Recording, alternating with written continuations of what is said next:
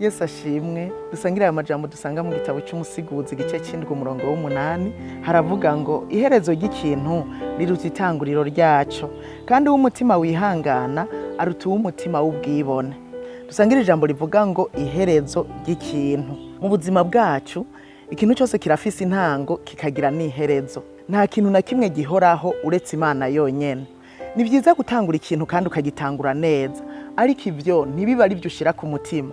Shira umutima ko wogira iherezo ryiza gusumba uko watanguye ico kintu, kubera iherezo ry'ikintu rikomeye gusumba itanguriro. Ushima rikomeye iherezo rigenze neza biraduha izina. Akarorera umuntu agiye mu rugamba akanesha akarangiza neza acahinduka izina kitwa umuhizi. Dawidi byaramuhaye izina yitwa umuhizi kubera igihe cyose agiye mu ntambara yatangura neza ariko agasozera neza akabunesha aca yitwa umuhizi. Burya Dawidi yarazwi nk'umwami w'umuhizi. Nawe uwo mugambi watanguye ni wasozera neza uzohabwa izina. Uru rugendo rwo kuja mu ijuru nitwasozera neza tuzohabwa izina ry'abanesheje. Nuko rero tugira umwete twite ku iherezo gusumba itanguriro. Ijambo ry'Imana riratubwiye ngo uwo mutima wihangana uruta uw'umutima w'ubwibone. Burya hagati y'intango n'iherezo harakoreka ibintu byinshi. Haraba ibigeragezo byinshi kugira umuntu ashobore kuzorangiza neza. Haraba ibirusha, haraba ibica intege, hariho ibibuza umuntu kubandanya, ariko nagira ndakubwire ngo umuntu wese yihanganye muri ivyo bigeragezo agashika ku iherezo uyo azokira.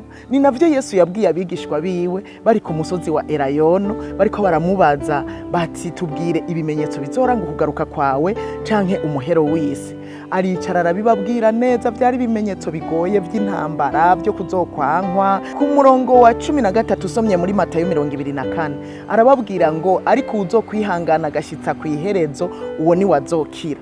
Mwene data, kwihangana ni ikintu gikomeye cyane dukwiye gutunga twese, kuko ibikorwa dukora uru rugendo twatanguye kwihangana ni cyankenegwa kugira tuzoshobore kurangiza neza. Nubona n'uru rugendo twatanguye go kuja mu ijuru, nukuri ibigeragezo ni byinshi cyane, duhura n'ibiduca intege, duhura n'ivyaha tukabigwamwo tukagwa tukavyuka, ariko umuntu azokwihangana agashika ku iherezo uwo ni wazokira.